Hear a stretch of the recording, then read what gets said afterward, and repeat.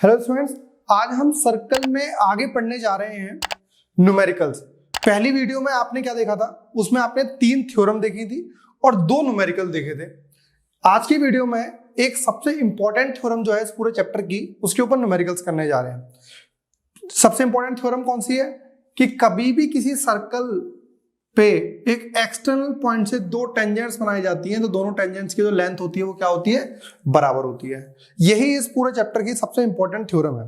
दूसरी थ्योरम क्या इंपॉर्टेंट है कि जब कभी भी आपके पास जो रेडियस होती है वो टेंजेंट के हमेशा परपेंडिकुलर होती है, तो दूसरी थ्योरम ये सबसे ज्यादा इंपॉर्टेंट है इसके अंदर। तो ये 2 थ्योरम के ऊपर ही बेस्ड है पूरा चैप्टर।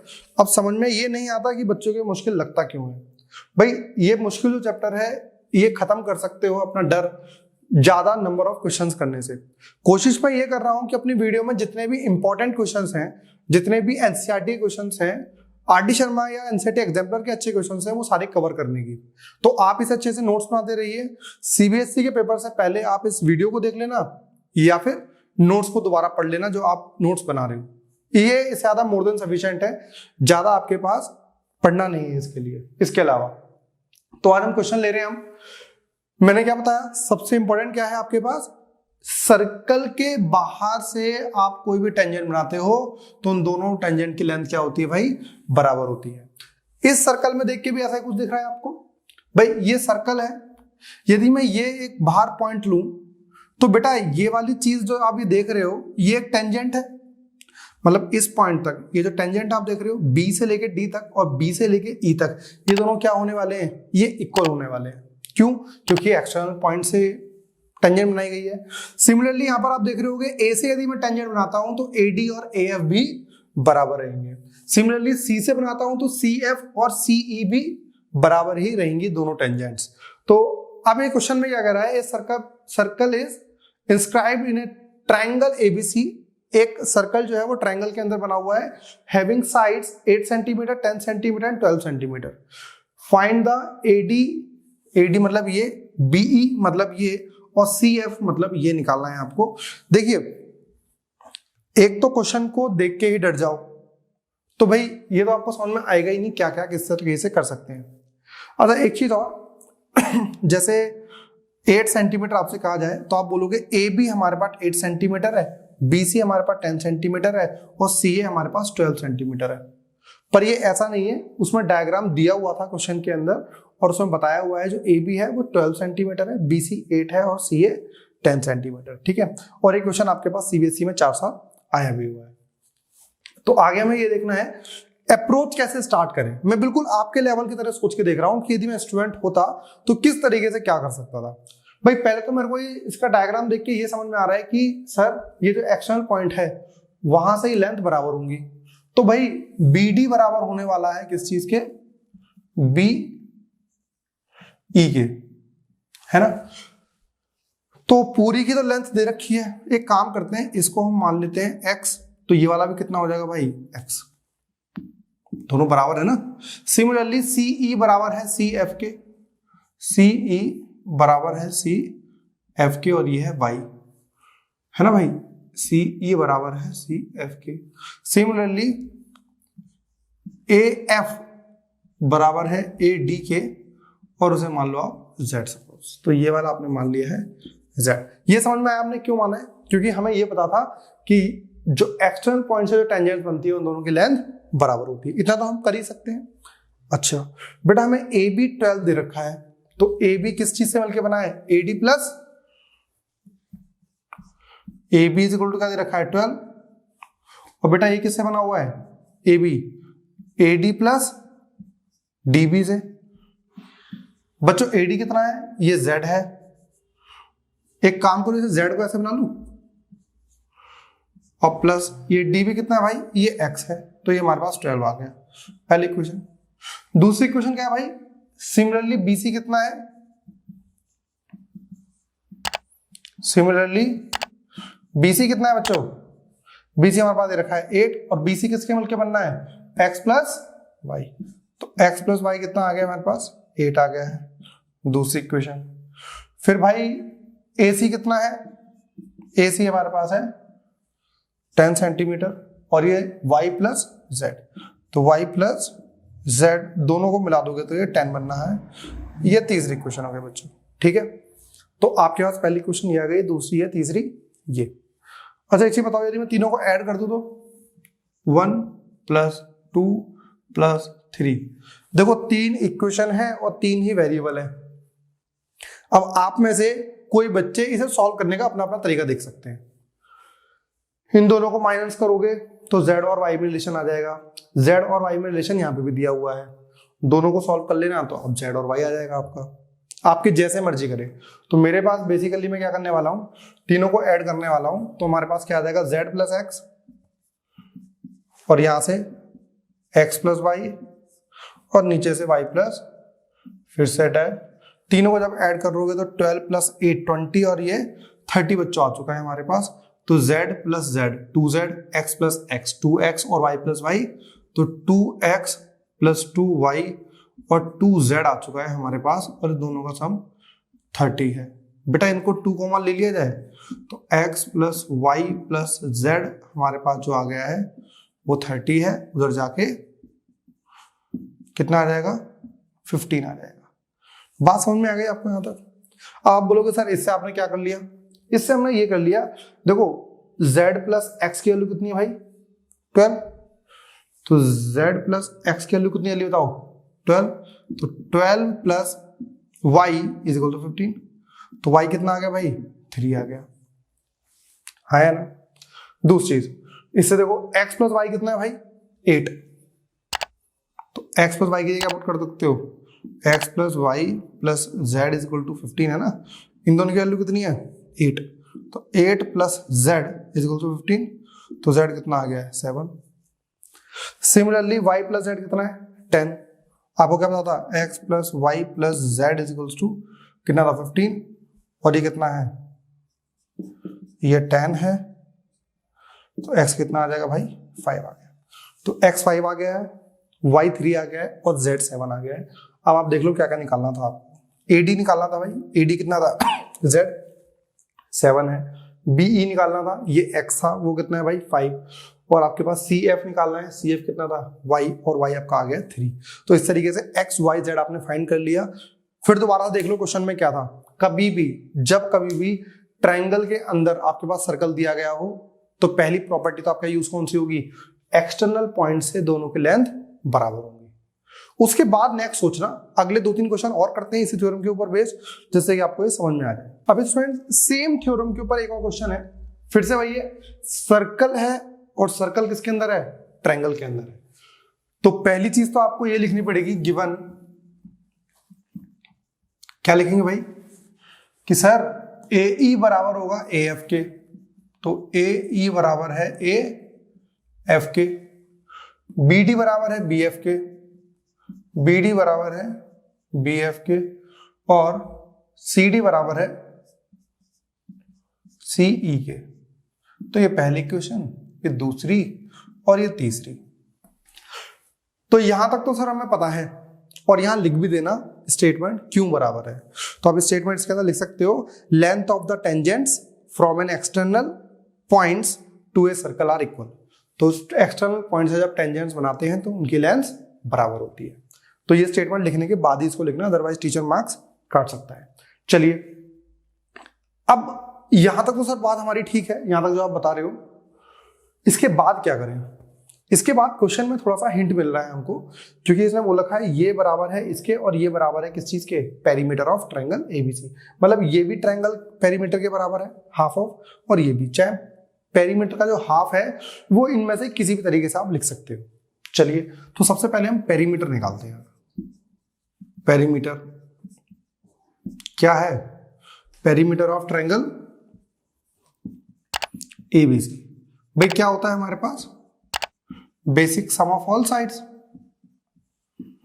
तो साइड्स कौन कौन सी भाई हमारे पास, AB है, BC है और CA है। AB बताइए क्या है, AB है AF प्लस BF। बच्चों BC क्या है, BD प्लस DC। और CA क्या है, CE plus AE। This is the perimeter of P लिख लेते हैं हमसे पेरीमीटर को। ठीक है भाई, कोई दिक्कत किसी को? ये सिंपल हमने करा है। अब आप देखिए हमें प्रूफ करना क्या है।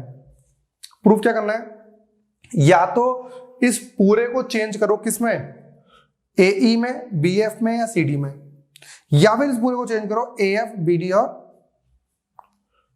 CE में। दोनों में से किसी में चेंज कर लो। चलो पहले इसे कर लेते हैं। हमें AE चाहिए तो AE ये चाहिए, BF चाहिए, ये चाहिए, और CD चाहिए। ये तीन तो चाहिए आपको। इन सबको रिप्लेस करो, बाकी जो नहीं चाहिए। AF को क्या ले सकते हो आप, AE, बहुत बढ़िया। तो क्या ले सकते हो इसे, AE। BF तो चाहिए था, ठीक है, प्लस BD नहीं चाहिए। BD क्या चाहिए हमें, ये BF लिख सकते हो आप इसे, प्लस CD तो चाहिए था, प्लस CE नहीं चाहिए, C के क्या ले सकते हो आप, CD प्लस AE। अब देखो कितना सिंपल क्वेश्चन था। P perimeter is equals to AE plus AE 2AE plus 2BF plus 2CD। भाई 2 कॉमन ले लो, पेरीमीटर 2 कॉमन लिया गया तो क्या आ रहा है, AE plus BF plus CD। बेटा 2 से डिवाइड कर दो इधर, तो 1/2 perimeter is equals to AE plus BF plus CD। This is the sum of these two segments is equals to half of perimeter। अब आप लोग सर ये नहीं ये लाना चाहते तो आपका यहां तक तो प्रोसीजर पूरा सेम रहता, यहां तक। अब हम चाहते क्या है बच्चों, बताओ। पेरीमीटर को हम प्रूव करना चाहते हैं इस टर्म में, तो हमें AF चाहिए, BD चाहिए और CE चाहिए। AF चाहिए, BD चाहिए और CE चाहिए। ठीक है भाई, मतलब बाकियों को रिप्लेस करना पड़ेगा। तो AF तो हमें चाहिए, प्लस बेटा हमें BF नहीं चाहिए, अब क्या चाहिए, BD, तो लिख लो BD प्लस नेक्स्ट में BD ही है, प्लस CD नहीं चाहिए, सॉरी, क्योंकि आपको CE चाहिए ना, CD नहीं चाहिए, तो CD क्या कर सकते हो, CE प्लस लास्ट वाले AE को चेंज करो, A को कर सकते हो AF। सिंपल। तो भाई AF plus AF 2AF, BD plus BD 2BD, CE plus CE 2CE। Simple सा आंसर आ गया होगा। Perimeter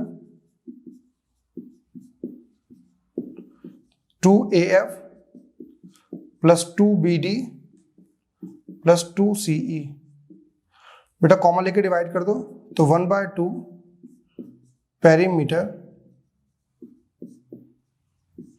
is equals to AF plus BD plus CE। तो ये भी आपके पास प्रूव हो गया है बेसिकली। बात समझ में आ गई सेम। तो यहां पे हमारे पास ये चीज प्रूव करनी थी आपको, ठीक है। और इसे आप किसी भी तरीके से कर सकते हो। बेसिकली हमने करा क्या, कुछ नहीं, हमने पेरीमीटर निकाला बस। पेरीमीटर निकालने का तो ये हमारे पास पेरीमीटर आ गया, उसे सेगमेंट में ब्रेक कर लिया, एंड अब हमारे पास टास्क ये है कि इस पूरी चीजों को हमें रिप्लेस करना है, चेंज करना है पेरीमीटर की फॉर्म के अंदर। अब हम देखते हैं ऐसा ही बिल्कुल same as it is question है नेक्स्ट। अब इसमें सेम ऐसा ही क्वेश्चन है, फिर से ट्रायंगल के अंदर सर्कल है, और सेम टाइप के क्वेश्चन मैं आपको कवर करा रहा हूं जो आपको पास दिए हुए हैं। तो आपके पास फिर से एक सर्कल है और वो ट्रायंगल के अंदर है, और आपको प्रूव करनी है दो चीजें। Triangle of ABC is equals to half of perimeter of ABC into R, और एक ही बेसिक स्टेटमेंट। तो एक काम बताइए हम क्या करें पहले इसको। चलो पहले जो लिखा हुआ है वो करते हैं। तो पहले क्या लिखा हुआ है भाई, area of triangle ABC, area of triangle ABC। हम भाई LHS लेके सॉल्व करते हैं और RHS अपने आप आ जाएगा। ठीक है भाई, चलिए। तो इससे कहा है ABC का एरिया निकालिए। तो इस पूरे ट्रायंगल का एरिया कैसे निकाल सकते हैं, यदि आप देखो कि क्या मैं इसे ट्रायंगल बना सकता हूं? हाँ या ना? है ना? एक रेडियस यदि मैं यहां बना दूं तो बेटा ये भी ट्रायंगल है, एक रेडियस यहां बना दूं तो एक ये भी ट्रायंगल है। तो बेसिकली मैं आपसे बात करूं तो 3 ट्रायंगल आपको दिख रहे होंगे। एक ट्रायंगल दिख रहा है ऐसे, ठीक है, ये क्या है, ओ बी और सी, और जहां पर ये दे रखा है रेडियस आर, जो कि परपेंडिकुलर है इस पे। दूसरा आपको ट्रायंगल दिख रहा है ऐसे, ऐसे और ऐसे। ये आपके पास रेडियस है, ये ए है, ये सी है और ये ओ है। सिमिलरली इस डायरेक्शन में ए ओ बी भी एक आपके पास ट्रायंगल दिया हुआ है इस टाइप से। ठीक है भाई, ये ए है, ये बी है, ये ओ है और ये रेडियस है आर। ठीक है भाई, तो ये हमारे पास जो ट्रायंगल एबीसी है वो 3 ट्रायंगल से मिलके बन रहा है। तो कौन कौन सा ट्रायंगल है भाई उसके अंदर हम, तो आप लिखोगे area of triangle BOC plus area of triangle AOC plus area of triangle किसका भाई, ए ओ बी, ट्रायंगल एओबी। तो तीनों ट्रायंगल का आप एरिया ऐड कर रहे हो। तो भाई बी ओ सी का एरिया कितना होगा, हाफ क्या होता है बेस इंटू हाइट। तो बेस क्या है भाई बीसी और हाइट क्या है आर, प्लस 1/2 एओसी। तो एओसी में बेस क्या है एसी और हाइट क्या है R, plus AOB 1/2 AB into R. तो ये बेसिकली बच्चों आपके पास ये पूरा ट्रायंगल एबीसी आ गया है। तो इसमें से 1/2 कॉमन ले सकते हैं और आर कॉमन ले सकते हैं। तो 1/2 कॉमन लिया, आर कॉमन ले लिया, BC plus AC plus AB। बेटा मुझे एक बताओ, ये क्या है AB, ये BC और ये AC। तो ये आपके पास 3 साइड्स का सम दे रखा है। तो क्या होगा आपके पास, तो 1/2 into sum of all sides into R. तो सम ऑफ ऑल साइड्स क्या होता है भाई पेरीमीटर। तो 1/2 into perimeter of triangle ABC into R is equals to area of triangle ABC। ये बेसिकली भी आपके पास सिंपल सी चीज आ गई। बात समझ में आई। तो हमने LHS को लेके सॉल्व करना देखा और वहां से हमने बेसिकली क्या करा, इस पूरे ट्रायंगल का एरिया निकाल लिया और उसको हम सॉल्व करते रहे, कॉमन लेते रहे। बाद में हमने देखा कि ये जो 3 साइड्स का सम आ रहा है वो पेरीमीटर के बराबर है, तो हम उसे रिप्लेस भी कर सकते हैं। तो ये चीज में काम आया। तो दूसरा पार्ट इसका क्या है, दूसरा पार्ट क्या दिया हुआ है, दूसरा पार्ट इसका दे रखा है कि AB प्लस CQ। बेटा हम फिर से इसे रिप्लेस करना शुरू करते हैं, हम लेफ्ट हैंड साइड इसकी लेते हैं। तो AB प्लस CQ, लेकिन हमें चाहिए क्या, AC और BQ की फॉर्म में चाहिए, AC और BQ की फॉर्म में चाहिए। अब बताइए जो AB है, AB को क्या ले सकते हो आप, AB प्लस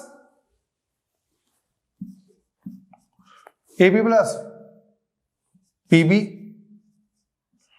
और CQ को CQ लिखेंगे।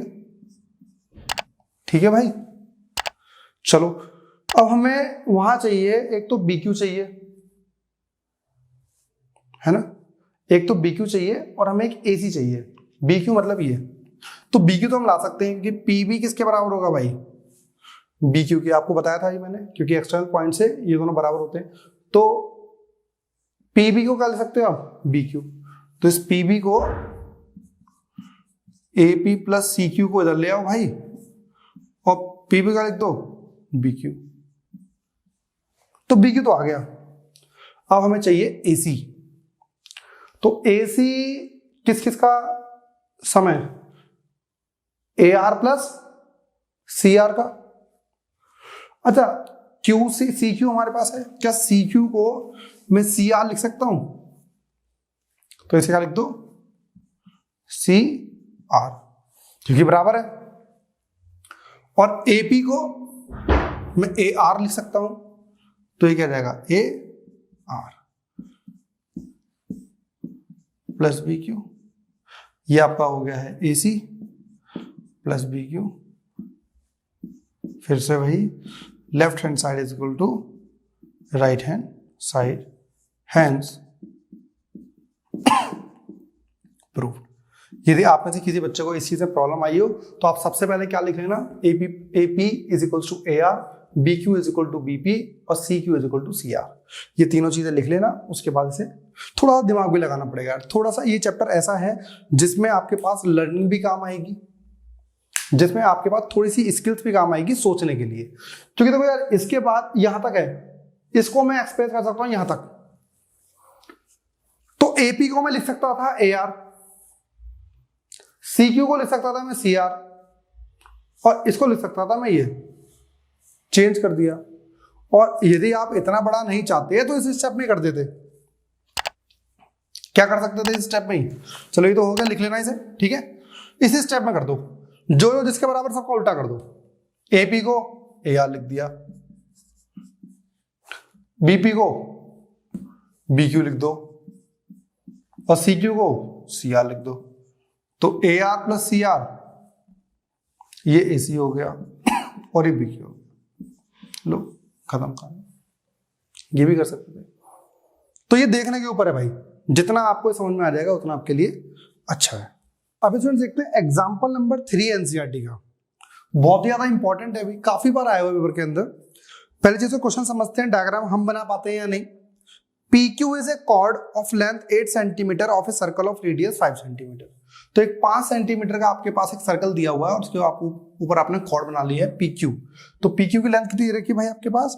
8 सेंटीमीटर दे रखी है। तो PQ is equals to 8 centimetre, और जो रेडियस है वो हमारे पास है 5 सेंटीमीटर। ठीक है भाई। आगे, tangent P at P and Q intersect at T।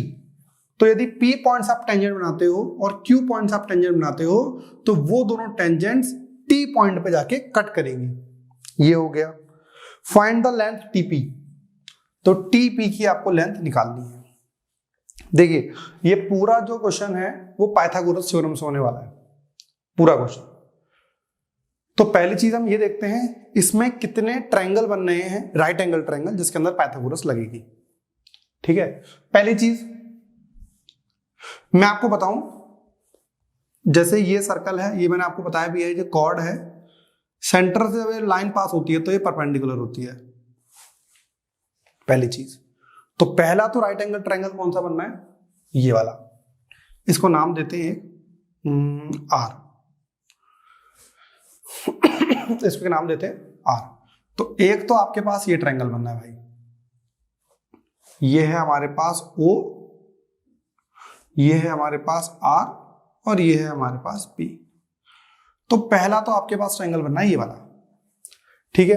दूसरी चीज मैंने आपको बताया हुआ है, जो चीज ये परपेंडिकुलर होती है वो इस पूरी कॉर्ड को दो हिस्सों में डिवाइड करती है, मींस बाइसेक्ट करती है। तो भाई पूरी PQ कितनी है? PQ है 8।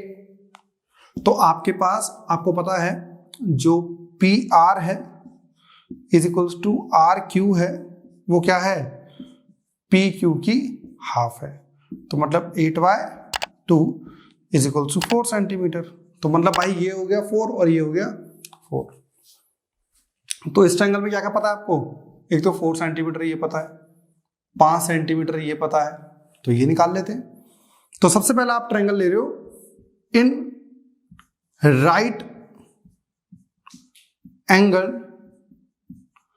Triangle POR। POR। ठीक है भाई। पाइथागोरस में लगाते वक्त ये ध्यान रखा करो, बस जिन बच्चों को प्रॉब्लम होती है, 90 के सामने वाला जो साइड होती है वो पाइथागोरस होती है, वो हाइपोटेन्यूस होती है। तो h का square is equals to b का स्क्वायर प्लस परपेंडिकुलर का स्क्वायर। तो भाई h कितना है आपके पास? OP का स्क्वायर है, ये OR का स्क्वायर है और ये पी आर का स्क्वायर है। तो व्हाट इज दैट ओपी? ये 5 सेंटीमीटर का स्क्वायर हो गया भाई। ये ओ आर कितना है आपके पास, ये हमें निकालना है, और ये हमारे पास हो गया 4 का स्क्वायर। ये आ जाएगा 25 minus 16 is equal to O R का स्क्वायर, तो 9 is equal to O R. तो ओ आर कितना आ गया भाई, 3 सेंटीमीटर आ गया। चलिए पहली चीज तो आपके पास ये चीज आ गई, जो ये टर्म है वो ये 4 सेंटीमीटर हो गई है, और ये वाली जो टर्म है वो 3 सेंटीमीटर हो गई है। ठीक है भाई, चलो और कौन सा ट्रायंगल आपको दिख रहा है भाई इसके अंदर, ये नोट कर लिया आपने? चलो और बताओ। इसके अंदर 3 टोटल राइट एंगल ट्रायंगल है। एक चीज और भाई, जब कभी भी आपके पास जो टेंजेंट होती है वो रेडियस के परपेंडिकुलर होती है, ये भी चीज पता है हमको। तो ये वाली भी क्या हो गई, परपेंडिकुलर। तो एक कौन सा ट्रायंगल दिख रहा है इसमें, ये क्या है, ओ। टेंजेंट कहां कट कर रही है, पी पर, और ये कौन सा पॉइंट है भाई, टी। समझ में आ रही है बात? तो ये कितना है, 5। ये आपको पता है क्या, इसे मान लेते हैं x, ठीक है, और t इसे मान लेते हैं हम x, और इसे t से लेके r तक को मान लेते हैं y। ठीक है बच्चों, तो देखो t से लेके o तक कितना हो गया, ये है y और ये है 3, तो कितना हो गया ये y प्लस 3। कोई डाउट तो नहीं भाई किसी को? एक ट्रायंगल तो ये दिख रहा है। दूसरा ट्रायंगल कौन सा दिख रहा है, देखो ये वाला एंगल आपने क्या बोला 90, तो भाई इधर वाला एंगल भी कितना होगा 90। तो एक ट्रायंगल आपको ये दिख रहा है, कौन सा, एक ये टी आर और ये पी, ये एंगल भी क्या है 90। बताइए भाई आर और पी कितना है 4 सेंटीमीटर, और ये कितना है, ये x है, और ये कितना है भाई y है। बस सिंपल खत्म। यदि मैं इस वाले ट्रायंगल में पाइथागोरस लगाता हूं, इन ट्रायंगल कौन सा PTR, तो क्या आएगा, इसके सामने वाला हाइपोटेनियस, तो x square is equal to 4 का स्क्वायर प्लस y स्क्वायर, पहले इक्वेशन। यदि इसके अंदर पाइथागोरस लगाता हूं तो ये हाइपोटेनियस है इन ट्रायंगल TO टॉप, तो क्या आएगा भाई y प्लस 3 का whole square is equals to X square plus 5 का स्क्वायर। तो इसे क्या लिखोगे भाई आप, y square plus 9 plus 6y is equal to X square plus 25। भाई एक्स स्क्वायर की वैल्यू कितनी है, पुट कर दो, y square plus 9 plus 6y, what is x square 16 plus y square plus 25। नई बात समझ में आई? क्या क्या काट सकते हैं, y स्क्वायर से y स्क्वायर काट दो पहले तो, ठीक है। 16 प्लस 25 41, तो 6y is equals to 41 minus 9, 6y is equals to 30, कितना आ रहा है भाई 32, और y कितना आ गया आपके पास, y आ गया 32/6, इसे काट दो तो 16/3 सेंटीमीटर आ गया बेसिकली, बस। ठीक है नहीं, ठीक है, तो आपके पास y यहां पर है, इस y को आप यहां पुट कर दोगे तो आपके पास x आ जाएगा, तो पुट कर दो भाई, तो क्या आएगा X square is equal to 16 plus 16/3 का whole square, X square 16 plus 16 का स्क्वायर 256 अपॉन 9, मल्टीप्लाई करो भाई से, तो कितना आ रहा होगा x square 144 plus 256 by 9, 400/9, x की वैल्यू आ गई 20/3 सेंटीमीटर। तो x क्या है भाई, ये है टेंजेंट, तो TP जो टेंजेंट है क्या आप लिख सकते हो, टेंजेंट जो है वो आ गई है 20/3 centimetre, length of tangent, this is the length of tangent. समझ गए भाई? अब एक और क्वेश्चन देखते हैं इंपॉर्टेंट, इसी चैप्टर का लास्ट क्वेश्चन है भाई, वही बहुत अच्छा क्वेश्चन है, 10.2 का लास्ट 13th नंबर। समझ में आ गया भाई ये?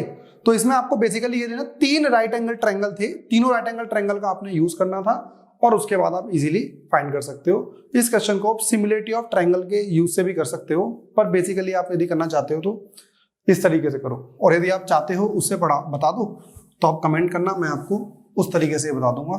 सिमिलरिटी ऑफ ट्रायंगल से थोड़ा सॉल्यूशन छोटा है, थोड़ा सा क्या काफी छोटा है, पर आप में से कुछ बच्चों को ट्रायंगल से वैसे ही डर लगता होगा, फिर सर्कल से डर लगता है। अब सर्कल और ट्रायंगल दोनों को मिला दो तो डर का होल स्क्वायर हो गया। तो मैं चाहता नहीं ये वाला काम आपके लिए बढ़ जाए। ये कह रहा है prove that opposite side of a quadrilateral subscribing A circle subtend supplement angle eight the centre of the circle. देखिए भाई, पहले तो आप एक सर्कल बनाइए और इसके साइड से आप क्या कीजिए, एक क्वाड्रिलेटरल बनाइए। तो ये आपका बन गया है क्वाड्रिलेटरल, ठीक है। और क्या दिया है इन्होंने करने के लिए, इसका नाम दे दीजिए ए, ये बी, ये सी और ये डी। क्वेश्चन नंबर 13 है, ये भी इंपॉर्टेंट भाई। एनसीईआरटी के सारे क्वेश्चन इंपॉर्टेंट है, एनसीईआरटी के काफी बार क्वेश्चन पूछे गए हैं एज इट इज। जैसे क्वेश्चन नंबर 13 बहुत इंपॉर्टेंट है, क्वेश्चन नंबर 12 इंपॉर्टेंट है, 8 से लेके सारे क्वेश्चन बहुत ज्यादा इंपॉर्टेंट है। उससे ऊपर जो पहले 7 क्वेश्चन हैं वो 1 से 2 मार्क्स के अंदर पूछे जाएंगे, और एग्जाम्पल नंबर 2 और example number 3 are very very very important. तो ये दोनों एग्जाम्पल और 8 से लेकर 13 तक सारे बच्चों को क्वेश्चन आने चाहिए। क्वेश्चन को दोबारा मैं आपको रिपीट करता हूं भाई। क्वेश्चन ये कह रहा है कि opposite side of a quadrilateral, तो ये अपोजिट साइड्स हो गई ए बी और C D, circumscribing a circle subtend supplementary angles at the centre. तो ये जो अपोजिट साइड्स है ना, ये सेंटर पर क्या कर रहे हैं भाई, सप्लीमेंट्री एंगल बना रहे हैं। सप्लीमेंट्री मतलब जैसे ये O है तो ये वाला एंगल और ये वाला एंगल, इन दोनों का सम कितना होगा भाई, 180। तो आपको प्रूफ क्या करना है, to prove angle AOB plus angle COD is equal to 180 degree. ये आपको प्रूफ करना है, सिंपल, ठीक है भाई। अब क्वेश्चन नहीं खत्म हो गया आपका, प्रूफ कैसे करें हम? एक काम करते हैं हम, पहले तो इसे आप इस टाइप से एक्सटेंड करो और इस वाली लाइन को डार्क लाइन बना लेना, बाकी सारी को डॉटेड लाइन बना दो, ठीक है भाई। चलिए, टोटल कितने एंगल आप बना सकते हो उसके अंदर, 1 2 3 4 5 6 7 और 8, ठीक है भाई। अच्छा, इसको नाम दे देते हैं यहाँ पे PQRS। बेसिकली तो होता क्या है, जैसे मैं आपको ये बताऊं, जैसे ये ट्रायंगल है तो ये आपने इस टाइप से ट्रायंगल लिया हुआ है,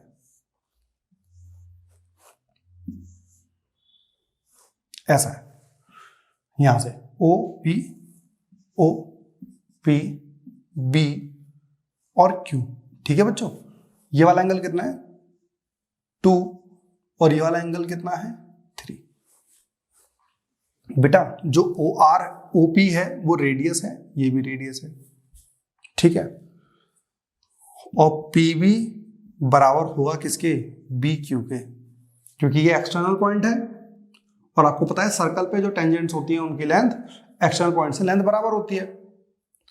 तो आप क्या लिख दोगे, length of the tangents from the external point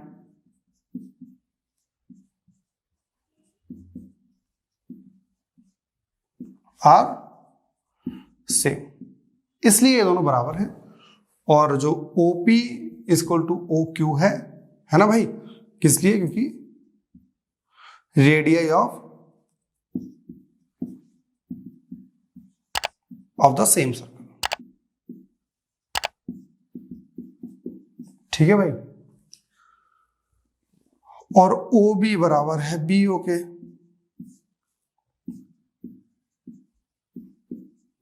common sides, तो इन ट्रायंगल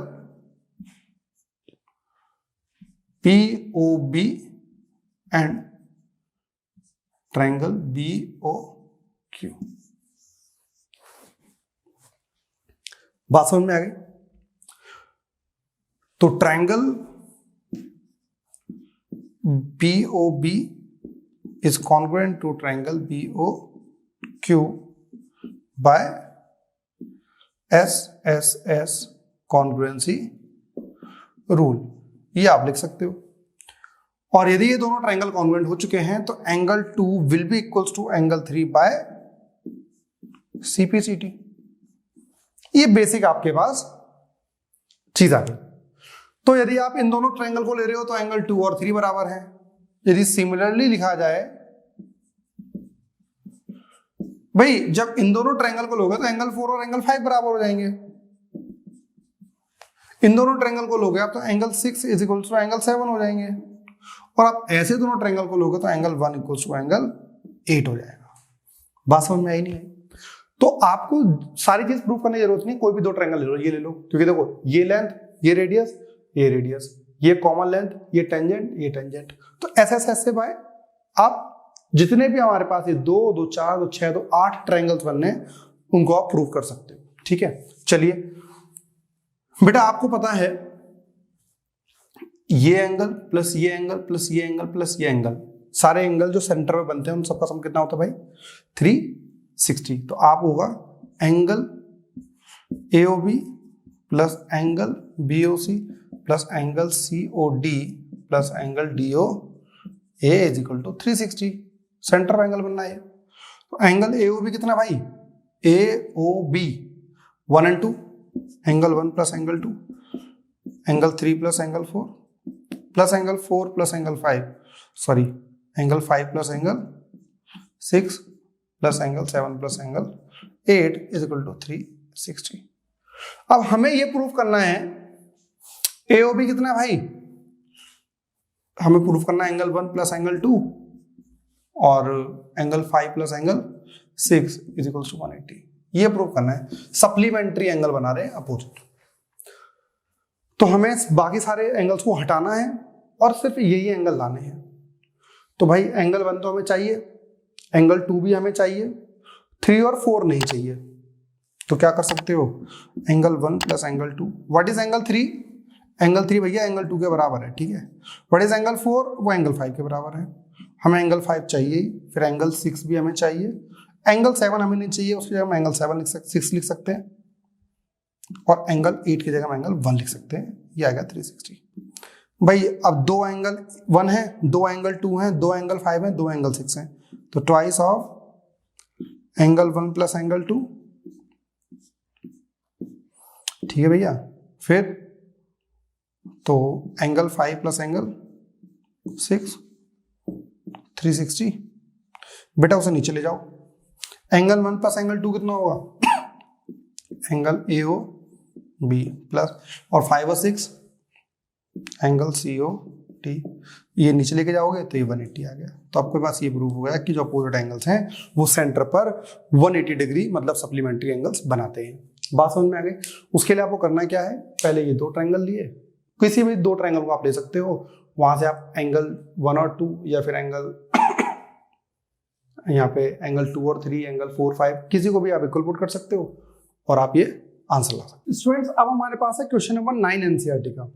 तो ऐसा इन्होंने कुछ डायग्राम दिया हुआ है उसके अंदर, और इस डायग्राम में ये आप देख रहे हो ऊपर वाली XY इज अ टेंजेंट और X डैश Y डैश एक दूसरी टेंजेंट है।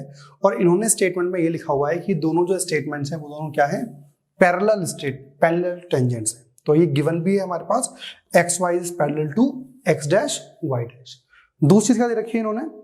सेंटर O है और पॉइंट ऑफ कांटेक्ट आपके पास जो इंटरसेक्ट कर रहा है। फिर एक ये ट्रांसवर्सल लाइन है। ट्रांसवर्सल लाइन क्या होती है भाई? हमारे पास 2 लाइन पैरेलल है, ये वाली लाइन क्या होगी? Transversal line. तो ये आपको ट्रांसवर्सल लाइन दे रखी है AB जो कि C पॉइंट पे कट कर रही है इस सर्कल को। ये बेसिक आपके पास इंफॉर्मेशन है, तो मैंने आपको लिख दिया है। अच्छा एक चीज हम इसमें यूज करेंगे कि जो ट्रांसवर्सल लाइन होती है, जो उसके ये अंदर ये इंटीरियर एंगल्स होते हैं, इन दोनों का सम 180 होता है। ये आपने पैरेललोग्राम में भी यूज किया होगा, उसकी भी एक प्रॉपर्टी होती है ये। तो एक तो चीज आपको दे रखी है, दोनों टेंजेंट्स पैरेलल हैं। एक चीज और दे रखी है कि एंगल QBC, तो QBC मतलब ये वाला पूरा एंगल, ये पूरा एंगल आप जो देख रहे हो, और PAC मतलब ये वाला पूरा एंगल, दोनों एंगल क्या है भाई, इन दोनों का सम 180 होगा। ये मैंने आपको साइड में लिख के भी दिखा दिया है। चलिए अब प्रूव कैसे करना है और क्या प्रूव करना है। एंगल AOB मतलब इस वाले एंगल को आपको 90 डिग्री प्रूव करना है। तो शुरुआत कैसे की जाए। शुरुआत करने के लिए जो लास्ट क्वेश्चन आपने किया था वही आप शुरुआत के लिए यहां पे यूज करने वाले हैं। क्या है भाई शुरुआत करने के लिए, देखते हैं। देखिए ये तो हमें एंगल निकालना है ना, तो एक काम करते हैं, पहले तो आप इसे डॉट डॉट ऐसे करो। इस एंगल को हम नाम दे देते हैं 1, ये एंगल 2, ये वाला एंगल 3, ये वाला एंगल 4। तो हमारा टास्क ये रहेगा, यदि मैं एंगल 2 और एंगल 4 निकाल लूं तो भाई इन तीनों का सम कितना होगा 180। जब किसी भी ट्रायंगल के 2 एंगल आ चुके हैं तो तीसरा एंगल तो अपने आप आ जाएगा। तो पहले मैं ले रहा हूं इन दोनों ट्रायंगल को, ठीक है भाई। तो इन दोनों ट्रायंगल को लास्ट वाले तरीके कर सकते हैं इसे। ये रेडियस है क्योंकि सेंटर से सर्कल तक, ये रेडियस है और ये रेडियस है, ठीक है भाई। और ये एक्सटर्नल पॉइंट है सर्कल के लिए, तो ये टेंजेंट और ये टेंजेंट क्या होगी। तो आप पहले हेडिंग डाल लो, length of tangents from external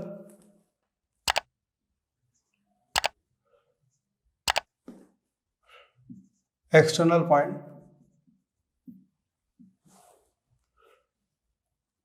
are same, ठीक है भाई। तो इसका मतलब ये है कि PA बराबर होगा किस चीज के, AC के, ठीक है। चलिए और यहां पे आप बात करोगे तो BQ बराबर होगा BC के। ये स्टेटमेंट आपके पास आ चुकी है। आगे यदि मैं ये दोनों ट्रायंगल लेता हूं तो क्या होगा, तो मैं लेने जा रहा हूं क्या, an triangle POA and COA, दूसरा ट्रायंगल। भाई इन दोनों ट्रायंगल को आपको कॉन्ग्रुएंट प्रूफ करना है, हो ही जाएगा भाई। देखो ये OC बराबर है OP के, रेडियाई ऑफ सेम सर्कल, ठीक है। ये साइड कॉमन है, OA is equals to AO, common side, और PA बराबर है PC के, फ्रॉम इक्वेशन 1। तो triangle POA is congruent to triangle COA by S congruency rule, ठीक है भाई। तो जब ये दोनों ट्रायंगल कॉन्ग्रुएंट है तो ये दोनों एंगल क्या होंगे, angle 1 equals to angle 2 by CPCT।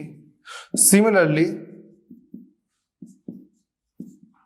बेटा ये दोनों ट्रायंगल भी क्या होंगे congruent, triangle BOQ will be congruent to triangle BOC by same S, और angle 3 will be equals to angle 4 by CPCT।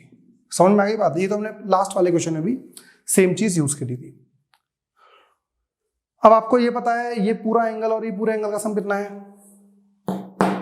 180।